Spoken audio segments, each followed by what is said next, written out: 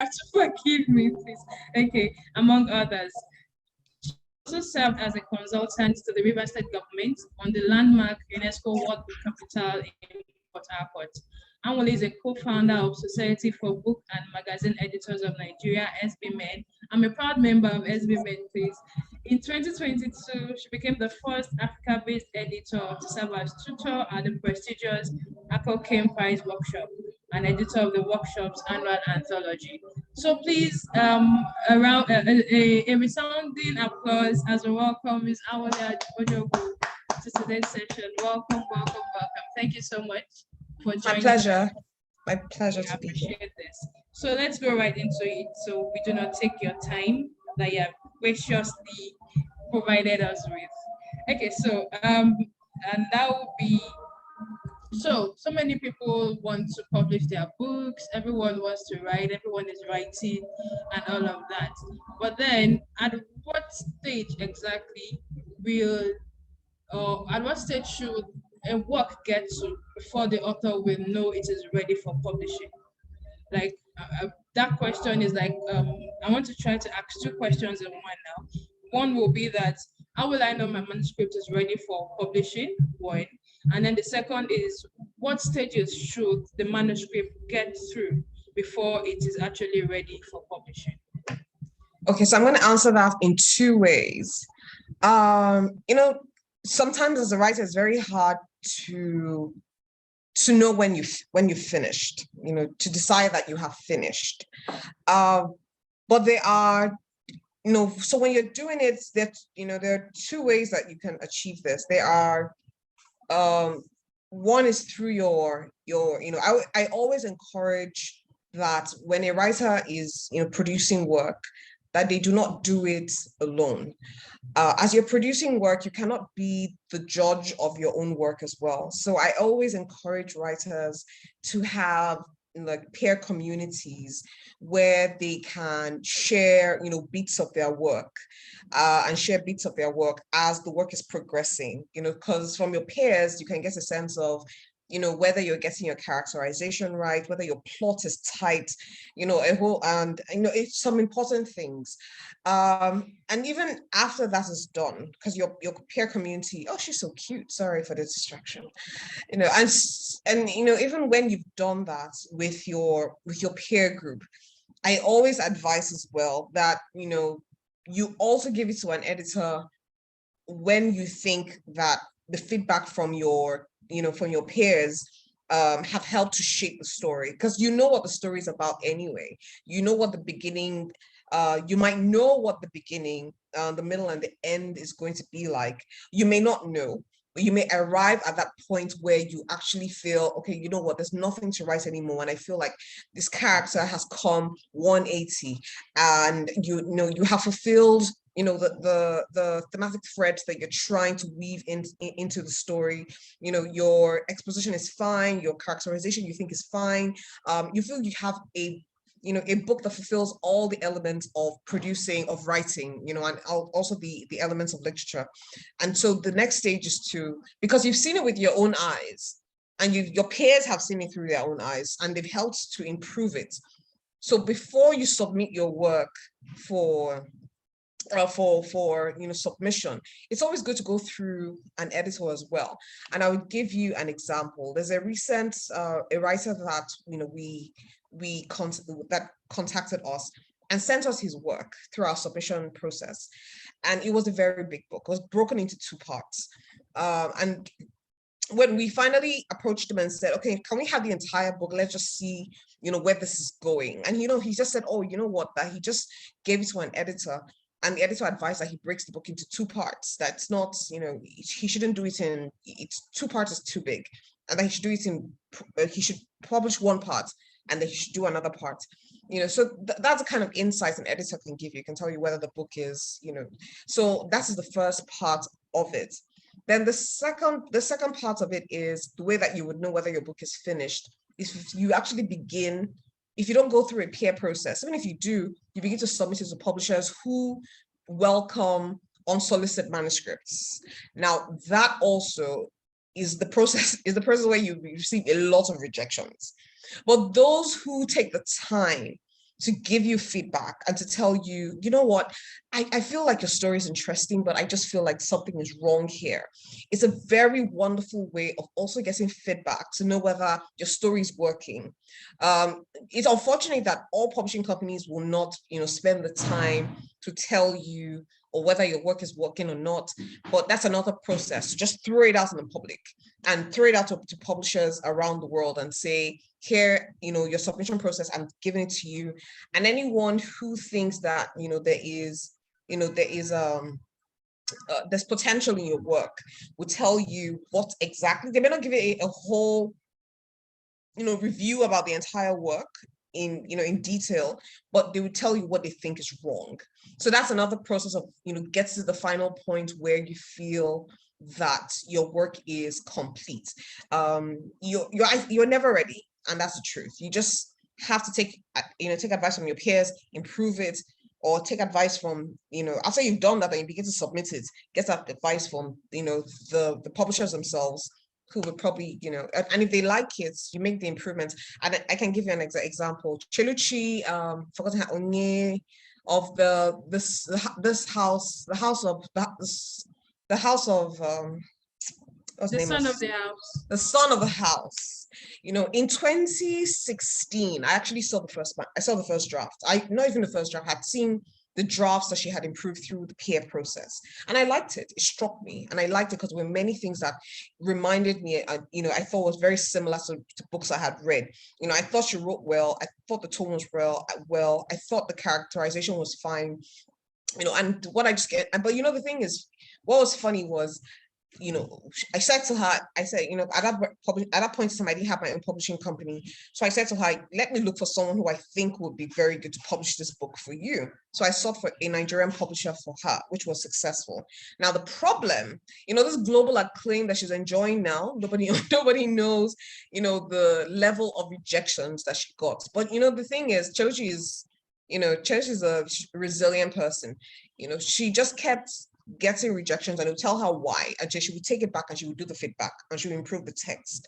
And when she finally did that, it was enough for the South African publishers, Penguin South Africa, to say, oh, this is a good book, looks very promising.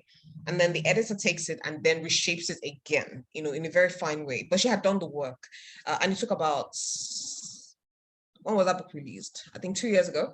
So imagine from 2016 to 2 years ago. This is how long that Chiluchi had been going through that process. So you're never ready, you're never totally complete, but you have to throw yourself, out there to be able to get judgment. Your peers will tell you that, and you feel, I think the story is done. And you get feedback, you throw it and you get feedback until someone tells you, okay, I'm going to publish this work. I don't know if I've answered the question. Yes, you have, but then I'm looking at it from maybe a non-fiction perspective, because for fiction, then the whole the part of the characters being able to pass it around. I understand that some part of what you just described will also apply for non-fiction, but for a non-fiction book, let's say it's a memoir or some other non-fiction book dwelling on a particular subject, maybe a person or subject, economic subject or something. At what stage will it? Though I get, will passing it through peers also help, or should someone just go to maybe editors directly, or how exactly will it work?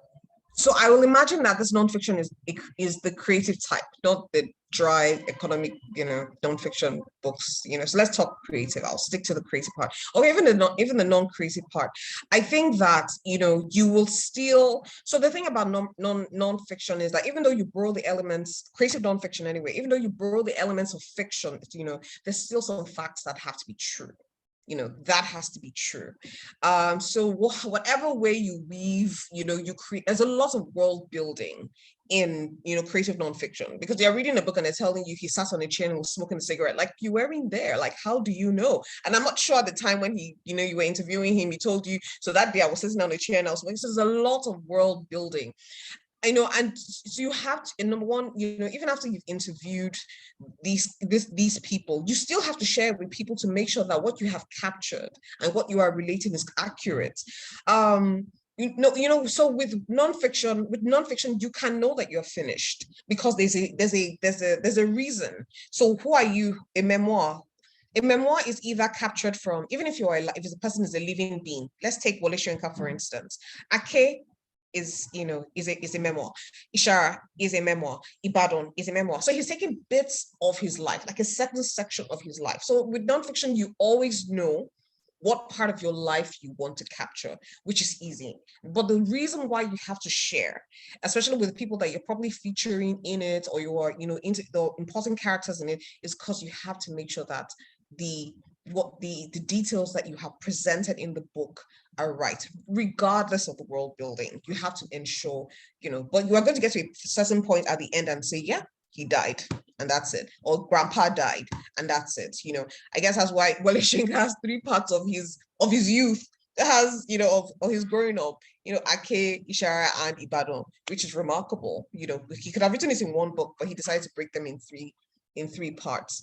Yeah, so it's easier with nonfiction to do that. All right, thank you.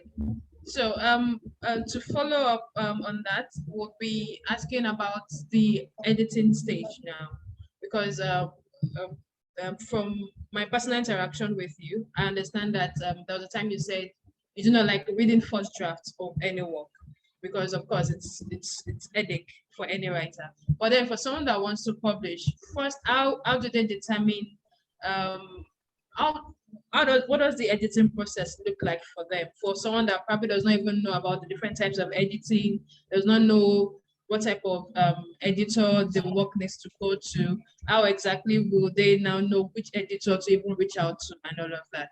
So what does the edit? So first of all, I would say that if you have a first draft, don't send it to anybody. No way. Your first draft is pouring your heart out. Your is that raw. Your first draft is pouring out, the idea.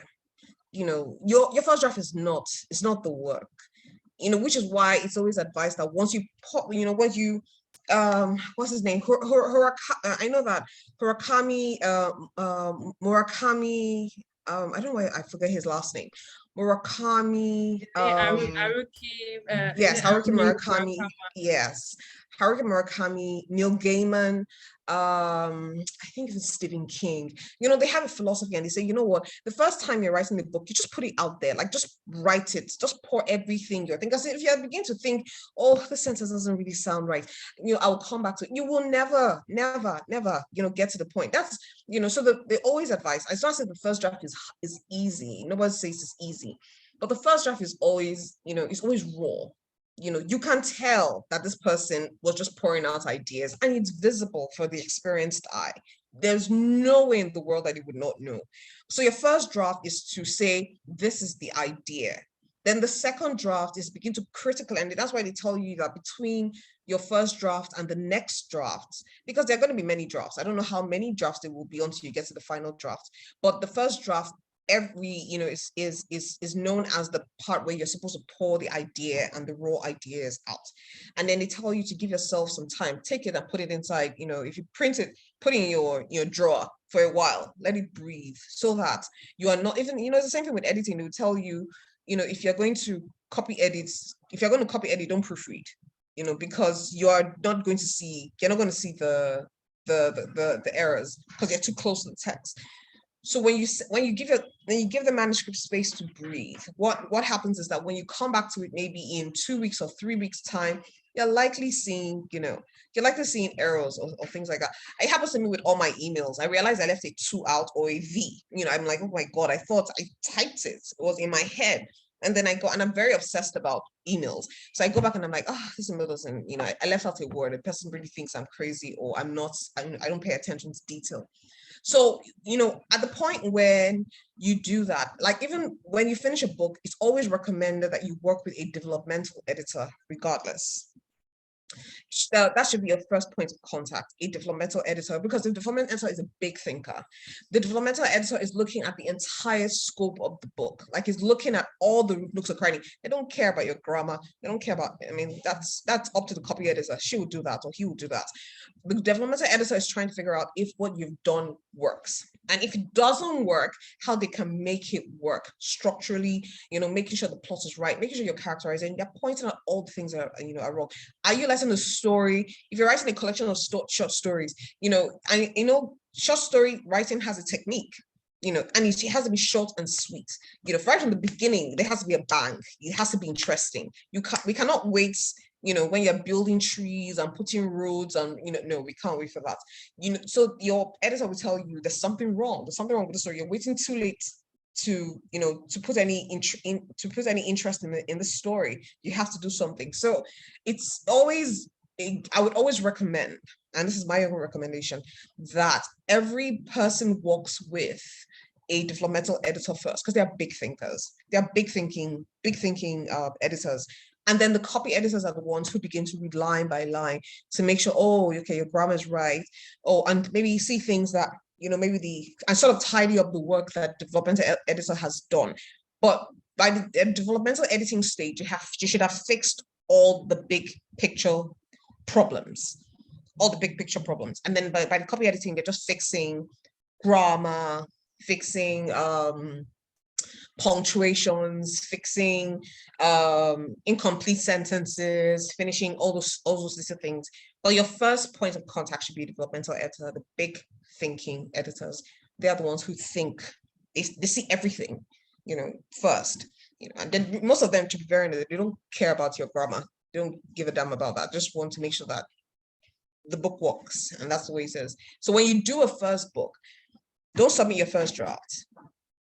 Use a peer system to improve your work, and whatever draft that you get there, just ensure that when you finally say I have done it, find yourself a developmental editor to do that.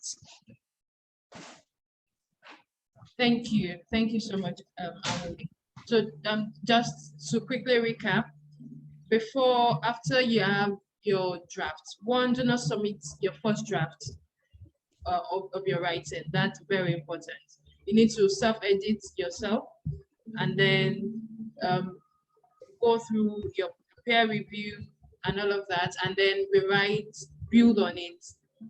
After which you can then send it out to a developmental editor. So there are different stages to editing, but whichever stage you want to pass through, ensure your work, your manuscript gets to a developmental editor.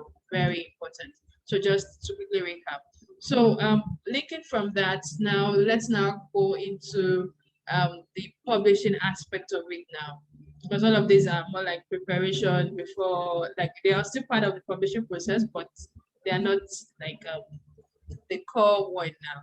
So now there's always been the debate between traditional publishing and self-publishing, which should I go for, which is best, etc., etc. So for in your own opinion, or in your own opinion, what's out first, because I don't want to assume everyone here, but I think we have a mixed audience here. Some have already published their work, some are yet to publish. So first, maybe a brief description of both. Traditional publishing, self-publishing, then maybe pros and cons of both, and then how will a writer determine which is best for them? Okay, forgive me, hold on. Someone in my home trying to, right.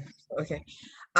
So forgive me if I should be writing down the questions you asked, but I did not, but I want to trust that I have a good memory, which fails me sometimes, but I will try and answer the question as best as I remember them.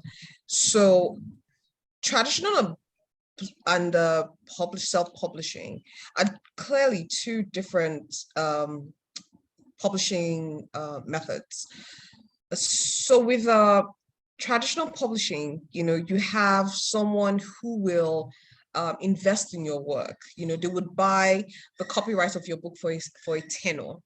and they would say, I like your book. I want to invest in it. I want to put my money in this book because I think it has promise.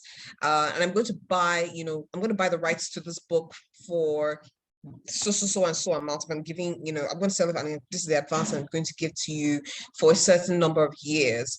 And then everything concerning the book, once we sell it, we make money, and then we pay the person royalties. That's traditional publishing. Self-publishing does not have that. Self-publishing, before Amazon, you clearly had to, you had to produce the book by yourself, including writing, designing, printing, and distribution yourself. With traditional publishing, we're handling all that, with with the bookstores. We're using our marketing machinery to make sure the books are known as best as possible, and the rest of them. Now, I will not discount what are the advantages and disadvantages. So with, and forgive me, I'm not because I'm a traditional publisher, and it's just something that unfortunately is the case, but it doesn't demean the value of your work. So a lot of times I know that writers come and want to be published by publishers, and it is not possible all the time, especially in the Nigerian publishing industry, where number one is very right now. You can even see most of us import our books, we print overseas, and we bring the books in. I can already see what's happening with USD. So it's actually there is a whole lot of problems that goes that we have in publishing. And but traditional publishing can be a good, with traditional publishing, one of the things it offers is that it's sorry, forgive me. I'll see you on Monday. Okay, take care. So so one of the things that, because I know that not everybody can be published by this thing, like it's a fact that there are 100,000 books that come out in the US every month. So imagine 100,000 books scrambling for attention and scrambling for space, and it's only a tiny percentage of writers who actually break and break the barrier, and actually their books really do well. The superstars, their books always do well. All the Murakami, all of them, once their books come out, they know that it's going to sell. They're superstars. But new writers always find it hard in traditional publishing, even when they're published, to break through the barrier. But one of the things that traditional publishing often gives to a new writer is credibility. So one of the things that there's a certain writer that used to publish herself, and she's an amazing person. She's been published, a Nigerian writer. She's been published once by a traditional publisher, but she had the habit of writing books and wanting to publish them herself.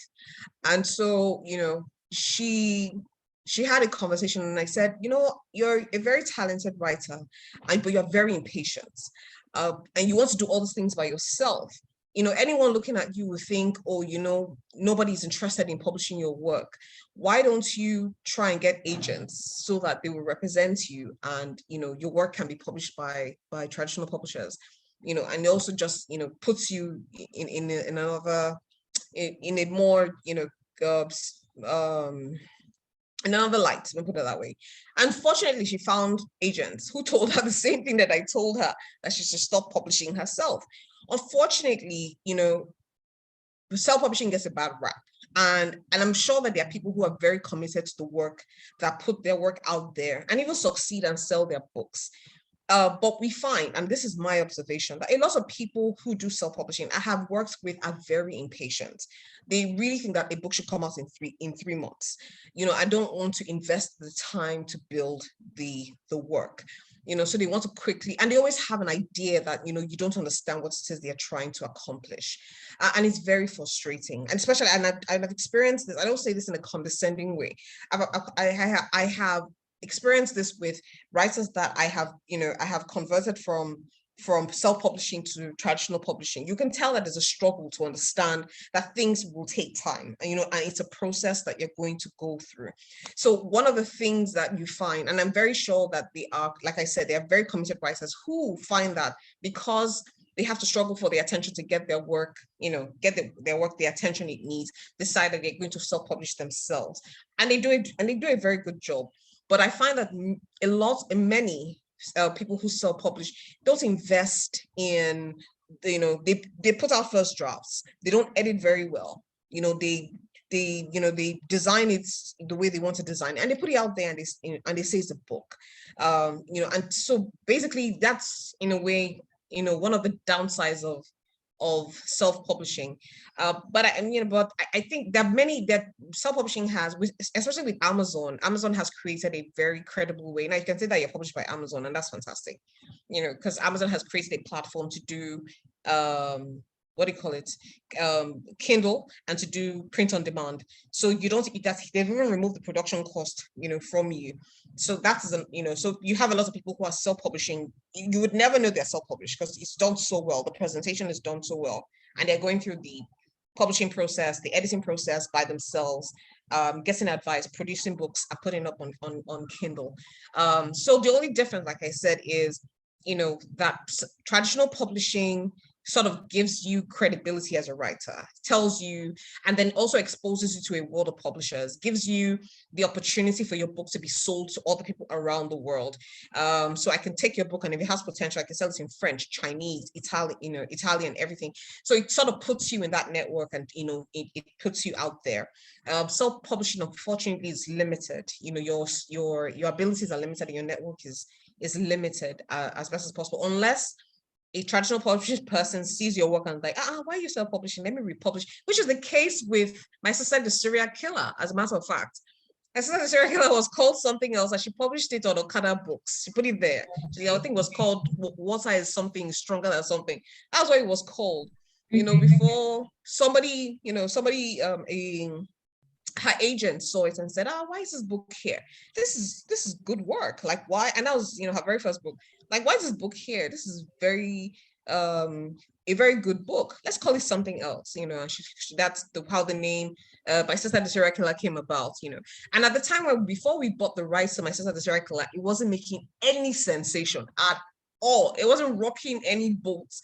We just read it and we said, we like this book. This book is fantastic.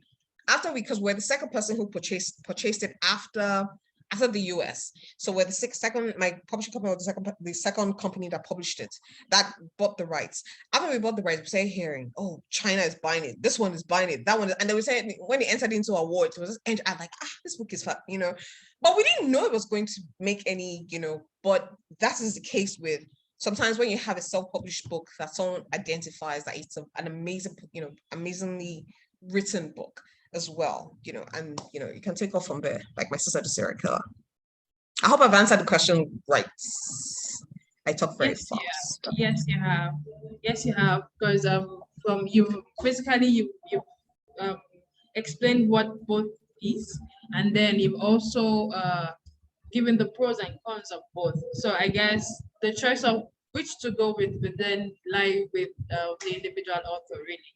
But so really, that's what I see. I would like to add. Okay. Oh yeah, please go ahead. I would like to add that publishing itself is a very difficult process. So even if you decide to go through the traditional process, there are always publishing companies that have submission windows that you have to put it through. And those submission windows, that's why sometimes you hear that it takes 5 years for people to release books. Like what's her name? Like Chinelo, what's her name? Yeah. The house of the son of the house. Son of the house. So that's why it takes a very long time, So it's a very long and tedious process. You can go through submission windows, you can get feedback to tell you that, this work is not really moving, or if you just say, I'm tired, I'm not going to go. This traditional publishers, they're just messing around with me. I'm going to do it myself, and then you just decide to go in that direction. But it's a very tedious process, which is why it takes time to get feedback. It's not because you're being ignored. If you hear from them, fine. Some people do not bother because they, publishing is such a lean industry. They're not many, we're not many at all compared to the West, but it's a very lean industry. So I'm just saying that it's a very tedious process. It doesn't mean that your work is not valuable. It's just a very tedious process. Thank you so much. Thank you for that. So when you were answering this question, you mentioned something that I was going to ask later, which is about agents. what role do agents play? But you've answered it, but then I think what I would like to ask is, how do you find agents? How exactly do you find agents? So, agents are, the agents system is such an amazing system, and it's very useful in the places where they have them. We don't have them here because we don't have the market for them, so we don't have them. And one of the beauty about, your agent is like your lawyer. Your agent is the one who, as a matter of fact, there's this debate in the US that editors don't do any work. It's actually the agents that do all the work. They make sure that the book is ready before they give it to the publishing house. So if they see some potential, I know this is how publishers work, agents work. So first of all, you have to go and find whatever it is that you're writing, in what genre you're writing. Agents are divided into different genres. So you have to be very clear. You don't send your work to just any agent. You have to find the genre where they have a specialty for selling that work. So, and after you find them, then there's an entire process. You have to write an application, you have to do this, you have to do that, which you must follow to the tilt, if that's correct, or else they will not pay attention to you. You have to follow the process so that they can take it seriously and say, okay, you know what, this person, has sent, so they may either send you feedback and tell you, oh, this work is actually interesting, but I don't think it's ready. But if they say it's ready, not ready, but if they say, oh, it has some potential, an agent will work with you to make sure that your work is in a publishable state to get a publisher interested. Then they begin to find publishers to sell the work to them. They're approaching different people, not just one person. They're approaching HarperCollins, they're approaching Simon & Schuster, they're approaching Penguin House, they're doing Random House, they're doing Faber and Faber. They're doing so many people, and they're trying to sell the work to someone, or a small press, if it's not the big presses. So they do all that work for you, and they negotiate, how much your advance will be. Even though they will get 10%, they're going to earn from your royalties. So everything that you earn, they're taking 10%, or depending on what the agreement is. But agents are really useful. But over here, that middleman is not, because we don't have the infrastructure. Because publishers here are publishers, marketers, distributors, and PR people all together in one, because of the kind of country we have. Over there's a very clear system. Marketers are separate, PR people are separate, editors are separate, and the agent system is different. So you always, so it's very easy to have an agent system. So my advice, that if you're trying to find an agent, first of all, I think Publishers Digest, there's a book that they publish every year that has all the names of the agents. I don't know if they published it recently, but you can try and visit Publisher Digest online and see whether you can have access to it. But it's a very big book, and it's quite expensive. They sell it they update it like every last time I bought it was 2019. That was when I bought the last copy. They update it regularly. So, or just ask people that you're looking for an agent in this genre, or you can Google. If you Google, you would find agents in certain genres, so that you can present their work, present your work to you. So that's the way to go about looking for an agent and what they're used for. All right. Thank you so much, Anwuli. Okay. Now, like, two questions in one. One is call for submissions by publishing houses. I don't know, do they accept non-fiction also, or is it mostly fiction? That's when, let's say, I know NLP does that, but I'm just not sure if the window is open to all genres, or if it's only fiction. And then the other question would be, there are different publishing houses, even in Nigeria and all of that. What are the key things that should be paid attention to in deciding to work with any publishing house? Are there like maybe some 10 tips or 5 tips on these are the things that should be covered, or the contract, what should be in the contract or agreements to sign with any publishing house and all of that? Okay, so one of the things, so in the submission windows, actually, there are people, it depends on the publishing house, what they accept. Some publishing houses accept all genres, including poetry.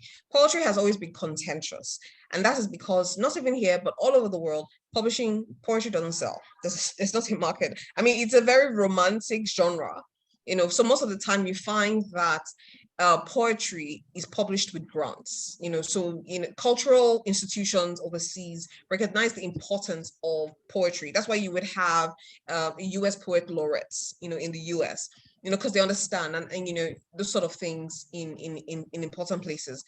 So a publisher would decide and say, we're going to publish nonfiction and fiction. We're going to publish poetry. Well, a lot of the work that is done now is a lot of fiction. A lot of fiction is being done now, and that is because the non-fiction market is unstable in Nigeria. You find that a lot of Nigerians, and for some reason we don't know why Nigerians are not interested in other Nigerian stories, but the market doesn't, it doesn't get the same kind of reaction that fiction gets here, unlike, other parts in the West.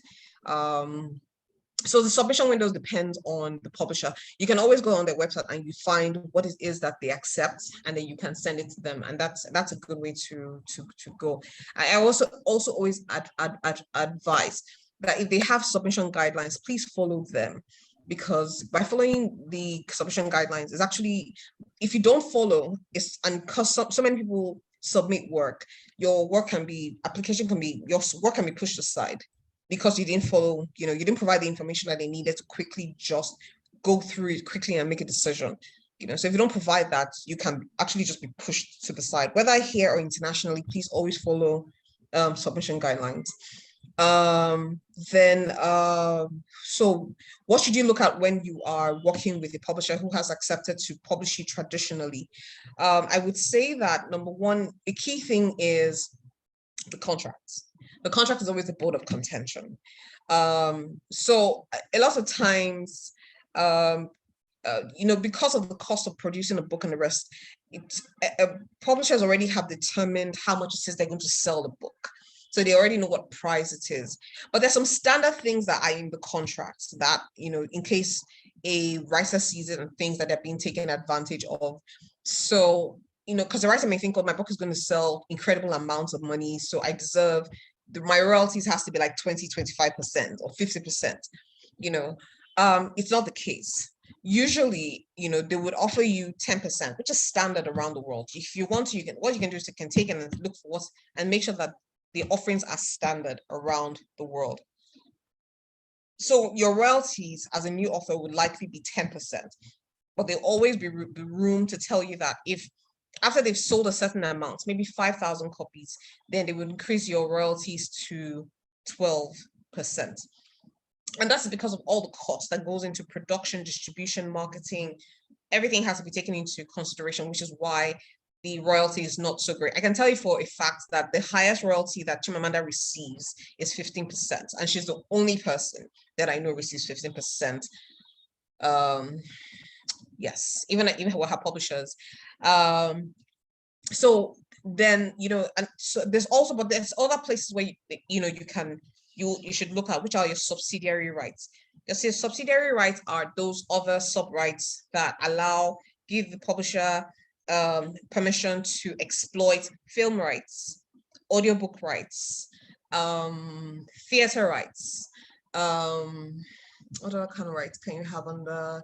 Okay, I remember those three. Ebook rights. So those kind of rights always have different kind of percentages that they share. So ebook rights, because it's not a hard print book. You tend to get a higher. That's another thing you should look at. You tend to get a higher royalty from ebook rights. Your ebook rights is always separate. No one should give you a blanket percentage for your royalties and your subsidiary rights. Always watch out for that. You have to break your subsidiary rights and your royalties. That's the rights to publish your book from the publisher. And ebook rights will usually go for between 25 to 30%, depending on the publisher. especially because there's high volume. Then for film rights, it's usually 50%. Then theater rights, about that same percentage, but they're usually higher. Your subsidiary rights are usually higher. So no one should give you a blanket, say 10% for everything. That would not be. And then also there's also the question of whether you want to give regional rights or world rights. So the regional rights is to say, I only want to give you the Nigerian rights to publish this book here. And because I think I may find an agent that I can give the world rights to. That's also very important. If an agent has the world rights, then they can exploit selling the books to different publishers. The publishing industry around the world is divided into regions. There is North America, there's Europe, and then there's Sub-Saharan Africa, and there's, French-speaking Africa. South Africa is placed under Europe for some reason. We don't know why. But that's, South Africa. I know, very straight, but South Africa enjoys that privilege. So, a lot of times Western publishers enjoy having world rights because it allows them to exploit. They can sell anything to anyone around the world, your work. So, so a lot of times that, and in Nigeria, things are kind of picking up with Netflix and Nigerian some film producers based in the West, Nigerians who are now turning Nigerian books into films. So that's advantage as well with Netflix and the rest of them. So there's a lot of times Nigerian publishers will ask you for world rights. They won't ask you for original rights. We only get regional rights when the publisher gets a US publisher first and then comes back, and so the only thing they have to give us is the rights for that region, which is what they will sell to us, so that's the pie. But so I'm saying, I think the important thing to look at is the contract. The contract is always the bone of contention. So the contract, you have to understand that if you give them world rights, they're going to try and sell your book to as many people as possible. And you have to agree. I know someone right now who's fighting with someone who said she didn't give him the rights to sell the book to anyone. So she wrote a cease and desist letter, but she sold for world rights, but in her mind she said she did not give him permission to do that. That's a problem. So also the payment, the royalties they're supposed to get, it should never be blankets, one payment. They always have to be, your subsidiary rights are a list of things under which must be there. And then your royalties must also be there. There will be other terms over there which are not so contentious, but usually what causes a lot of problems are the royalties. Like, what are they and what percentage will I get? So those are the things that you should look at, and before, if you're working with a publisher. Great. Thank you so very much. That was so in-depth. Thank you. So I believe everyone listening now understands the options they have. Either do self-publishing or traditional publishing, and then if it's traditional publishing, what do you need to look out for in choosing a publisher? The contract, and I guess this is where the agent also comes in. I guess when you get the contract, it should probably go through an agent. That if an agent was involved in the first place, or am I wrong? So if you have an agent. If you have an agent is the one who, like I said, is your lawyer, is your negotiator, So if you find an agent before you find a Nigerian publisher, if you do that, or if you find an agent, and you have a book that's interesting, we will be directed to the agent. It's the agent who will produce the contract. We'll be working with the agent. But sometimes if it's original thing, the agents are being copied, but it could be just between, you would know whether it's between just the two of you. But usually the agent is the one who facilitates, publishing contracts and the rest of it on behalf of the writer. All right, thank you. Actually, would have taken 2 more questions, but I think I'll just limit it to 1, so that if anyone asks questions, anyone online asks questions, they can ask. So, which is I understand what SBMN does, and I know the many benefits that this association, the society offers to editors and writers. But for people listening now, can you just briefly describe what SBMN is and then how aspiring new authors or those that are already authors can partner with SBMN for their work. So the society, SBMN is the acronym for Society for Book and Magazine Editors of Nigeria.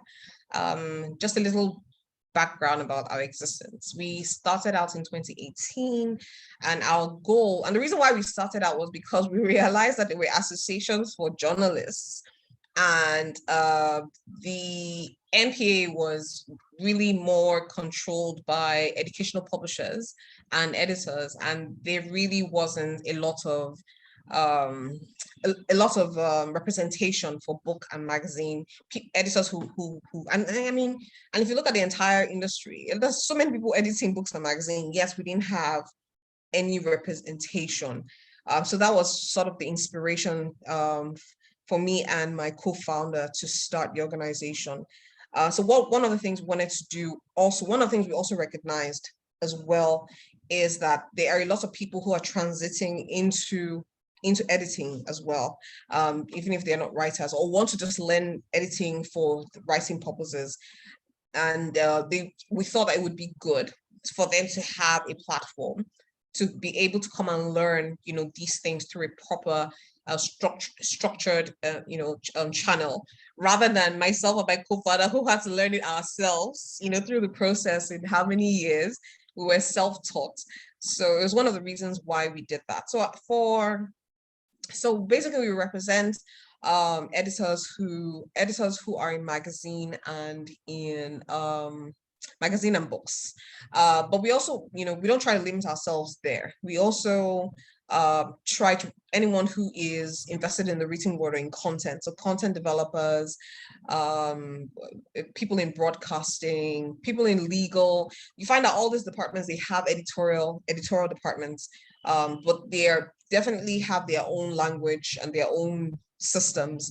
But it's more or less the same things that we're aiming for. So we also welcome people in broadcasting, people in legal, people in academia. Yeah, I can't remember all of them, but it goes beyond book and magazine. We welcome them to join or attend our workshops as well, so that we just put you through. We have a series of workshops where we try to teach the basic things that are important concerning language, concerning editing, in different ways, in fiction, in nonfiction, we've even introduced, project management as well, so that you understand how to run an editorial team, an editorial department. So we have those sort of things just to help people who are interested or have a certain need in their career at the time to learn. So that is sort of what we do at SBMN. All right, then. So thank you so very much for that. For everyone, aspiring authors, those are already writers here that have published books or that are working on their books, if you need seasoned editors to work on your manuscript, feel free to reach out to SBMN. Anwuli is here, and of course, she would let us know how we can reach her during this session. But a final question, though I said that was going to be the last question, but a final question, please, permit me, which is, so now I have my manuscript and I have signed a contract with a publishing house. What should I expect after my manuscript is with a publishing house and there's a contract signed and there's an agreement between both of us? What are the stages? They'll treat you like a queen. That's what they'll do. They'll treat you like a queen. Like you're the superstar. Like or rather, I hope they'll treat you like a queen. Some publishing houses can be nasty. But I mean, what happens is when you sign the contract and your manuscript has been submitted as well, the full manuscript, what happens, we start the editorial process. We review the book and we determine what it is we want to improve. We're already coming up with ideas on what we want the cover to look like, who our target market is for the book, and we begin to plan all that, ahead of time. But the first stage is to have an editorial review of what, the extent of work that we want to go into this book. And then we connect, we connect the what do you call it, the author with an editor of our choice, who will now do some very in-depth work to improve the manuscript. And because it's traditional publishing, the editor, the writer is definitely doing a lot of reviewing and sending back and reviewing and saying, oh, I like this, or I don't like this, I like this. So there's a lot of back and forth. So after that is done and the writer is happy with the process, then we will take it, through the layout stage. We will lay it out. We've already come up with concepts, with cover concepts and the rest of them. And this editing may take between 3 to 4 months. And then, can take as long as that. I'm going to take as long as 6 months. And then depending on the level of work and the volume. And then what happens next is that it is then taken out to layout. When it's done layout, the covers are done. We show it to the author, because everything's, we say, this is what we've done, what do you think? They're like, oh, I like it, I don't like the cover, sort of like that. So it's sort of like a collaboration all the way through, making sure that the author is happy while we're going through the editorial process, which is the editing, the design, page layout and design, and the cover, which is done, and then the production, and then the marketing, and then the release of the book into the market, which can take, up to 6 months to a year. All right, thank you so very much, Anwuli. Very detailed. And so now is when we throw the conversation open to our audience. If you have any questions, please ask now. You can unmute yourself, you can raise your hand and indicate that you have a question. Okay, I think Oluwatoyin is already raising a hand. Please unmute yourself and ask a question, Oluwatoyin. Oh, sorry, I'm the one that actually placed my cursor, and apologies to it. So please, if you have any questions, please ask now. And while we do that, Anwuli, can you please share how they can reach out to you if they want to ask, if they want to work with any of the editors for SB Men, maybe your email address or anything. Oh, so Oluwatoyin actually asked a question. So please go ahead, you can unmute and ask, please. Okay. Hi, good evening. I'm actually driving. No problem. I want to ask this question. So I'm an aspiring writer. I'm Yes. actually writing presently. So can you just, I don't know if you're a writer as well, but I'd love for you to share what your writing process is like. And my second question is, self-published or published, which one do you think is better? Self-published or traditional publishing? Yes, which one do you think is better, and what's your advice, for both? If I choose to do so, because I actually plan to self-publish a non-fiction book. It's it's law related. Then the second book I plan to write the fiction. So I plan to look for publishers and agents and whatnot. So I just want your take on both types of publishers. I don't know if you addressed this earlier, because I came in just a few minutes ago. So in case you addressed, I'm sorry for dragging you back. Oh no, it's so that's okay. my question. Thank you. All right. So yeah, I do write. I mean, I know that being an editor sort of dominates my entire profile, but I do write, and I always advise anyone who edits that you have to be a good writer before you can actually edit good work. So about the question about my process, I have to first state that that every writer sort of comes up with how they write. You sort of come up with your own routine of how you approach your writing. So for me, because I've been writing a few things that are unpublished. So one of the things I do is first of all, I recognize that I'm an early riser. I don't work well in the evenings, and I don't work well in the afternoons because there's too much noise and I'm tired and exhausted. So the early hours are the perfect time for me. And then even when I have to write, I have to ruminate over what it is that I'm trying to accomplish and how to, I mean, this year I finished a creative nonfiction work, and even the storyline, even though I had the interviews and I had everything else, I still had to contemplate how to approach the story, how to open it, how to, what parts of the person's life to, and that can sometimes, I won't lie to you, that can take me 3 days. I can be lying down on my couch and it just hits me, but I'm constantly thinking about it, and then one of the things that I know that I constantly do is that after writing, I sort of step aside and then I go back to the work. And because it helps me, look at what it is that I've done. And if I'm not very happy with the opening, I would go back to it and review and review and review and then when I finish it again, I'll step aside and come back. I don't know how much time you have, but I found that one of the ways that it helps is if you're the kind of person that you can, they can, maybe there's a volcanic explosion, but you can focus and be meditating. That's perfect. But I think you need to find out what time works for you. Like, what is your creative time? That is very, very important. When you find your creative time, then you have to, however it is that the story comes to you, whatever your process is, you always have to make sure that you go back and review what it is that you're doing. So I do that. I go back and I review and I review and I review until I am satisfied. And that can be like 6 reviews and I'm tired. My brain is telling me that I only, you got to leave me alone. Like, I'm tired and I want to separate from you, but I need to review the work.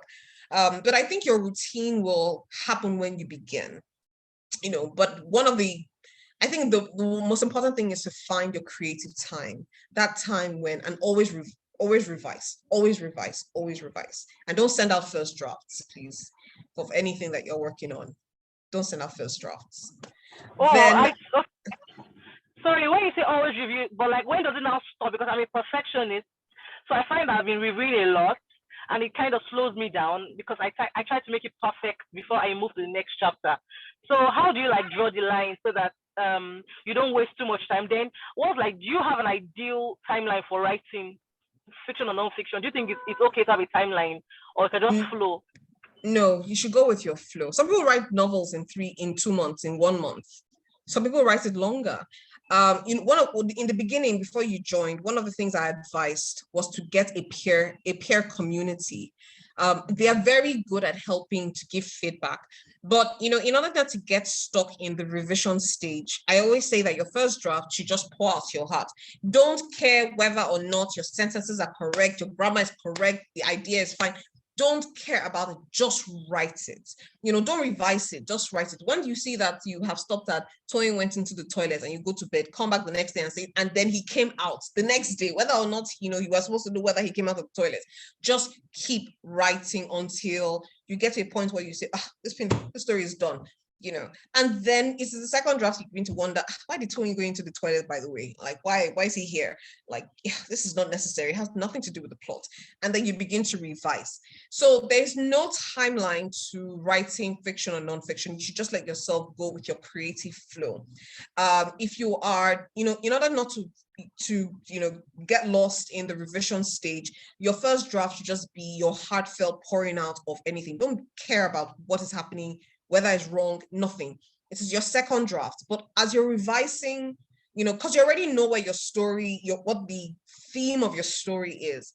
Another way to help is by getting peers, this wonderful community that is here, and say, I'm doing something. What do you think of this first chapter?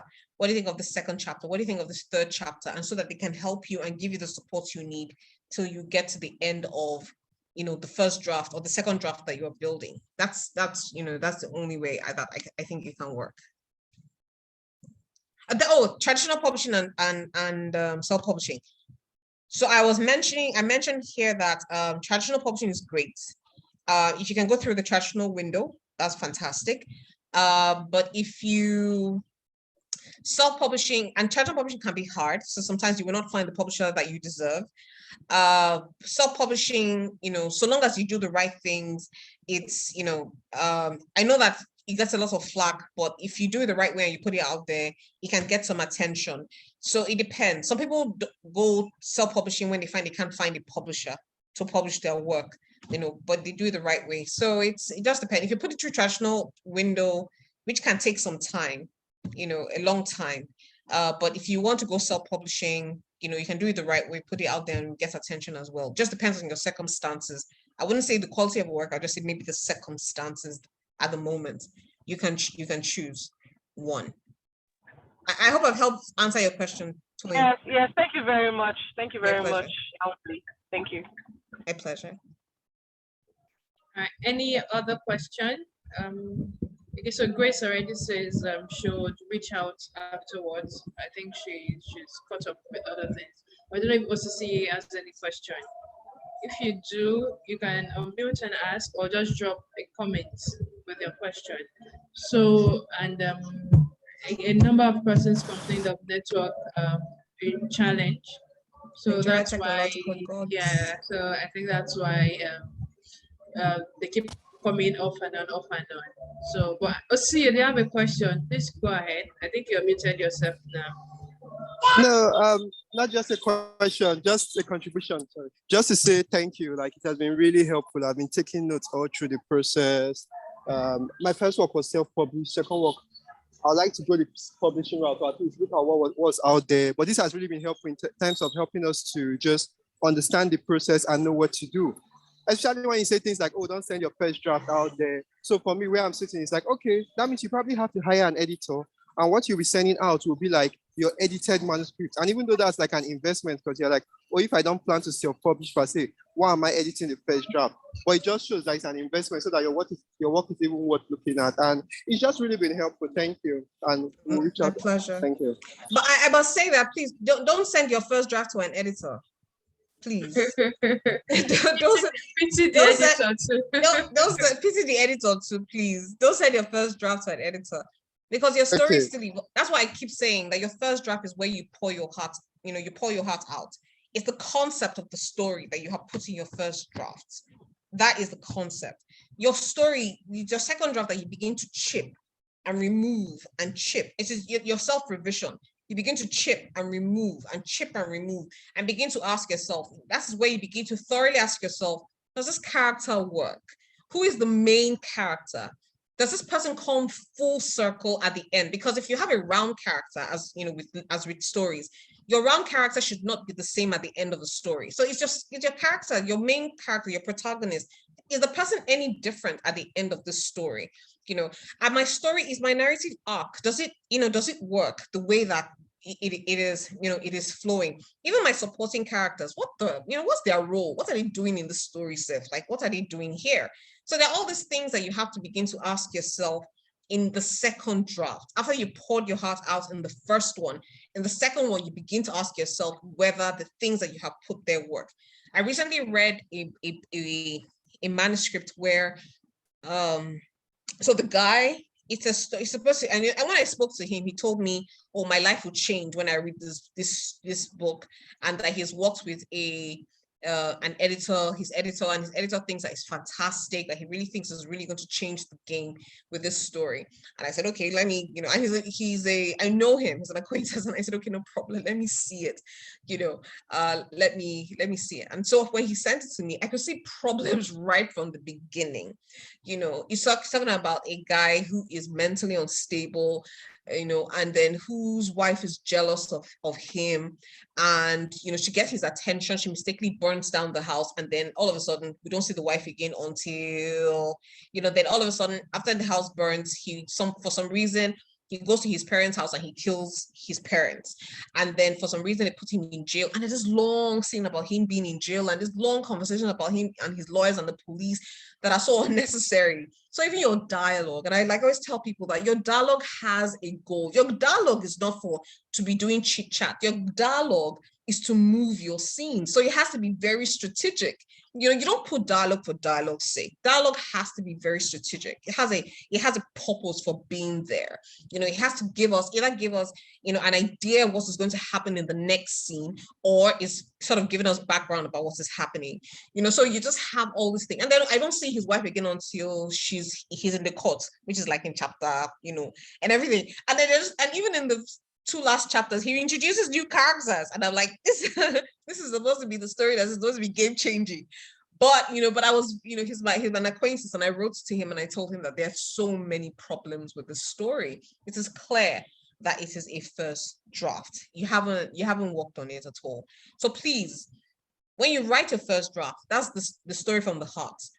You now have to take a professional approach in terms of your revision in your second draft. That is where the hard work starts.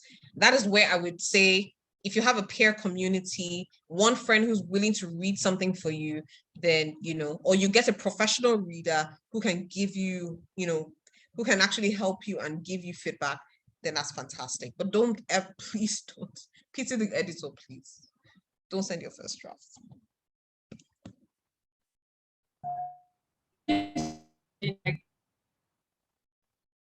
In an engaging and interesting discussion, and I'm sure everyone here will attest. Just a final note, a final comment is how people reach you if they want to work with SBMen. So you can reach me. My email address is anwuli@sbmen.org.ng. I can share with Oriomi to share with you. Okay. After this beautiful session. I'm trying to even put it up, but my keypad is not agreeing me to put at. So Anwuli at sbmen.org.ng.